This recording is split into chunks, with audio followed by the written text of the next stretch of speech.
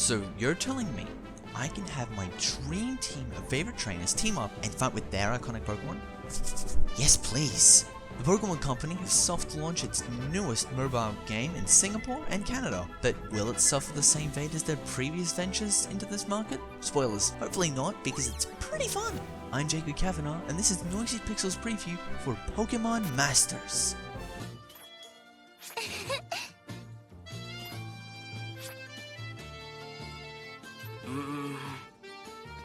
Pokemon Masters has you play as a totally silent avatar who has been invited to join the Pokemon Masters League, or PML for short, on the man-made Marvel Paseo Island. The PML is a massive tournament that features pretty much every named character you've seen in a Pokemon game. However, there is a catch.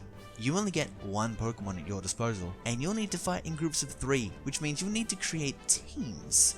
Pokemon Masters plays out unlike any other Pokemon title. Before battle, you'll pick out 3 sync pairs to use, with each pair being associated with both a single elemental type and a unit type. They'll also be assigned one weakness, but the game does not feature any resistances or null types. To go along with this design choice, all damaging attacks your Pokemon will use will be the same type as the Pokemon using them. Battles play out in a 3 vs 3 format. During a fight, you'll be presented with a segmented bar found at the base of the screen that changes over time and is used to select your attacks in real time. You started with 4 bars, which can be upgraded to 6 total, which are shared between your 3 party members. Tapping an enemy selected as a target for attacks, and using attacks drains the gauge. Each sync pair starts off with 2 moves comprised of an attack and a trainer move. Trainer moves function as items or buffs, and don't cost any gauge, but have a limited amount of uses. Each time you use a move, a counter in the center of the move selection screen will go down, and once that counter reaches 0, it'll start to glow, and you'll be able to use a super powerful sync move that damages an enemy and gives you a temporary stat buff after use. These sync moves also function as a hybrid of both Mega Evolutions and Z moves from generations 6 and 7 of the main series of Pokemon games. So if your Lucario uses the sync move, then it will be Mega Evolve for the duration of the stat buff. I like this a lot, as it doesn't leave those battle mechanics unaccounted for. Outside of battle, however, the game's main story involves the player character completing a special gym trial to net badges to prove their worth for the Masters League on Paseo Island. During the story, you'll meet trainers from past games, as well as a group of villains called Team Break. The gameplay loop seems to give players 1 trainer for completing each chapter, a reward that seems quite positive to start, but bodes ill for the game having long-term staying power, at least until they start releasing chapters that don't net a player new trainers.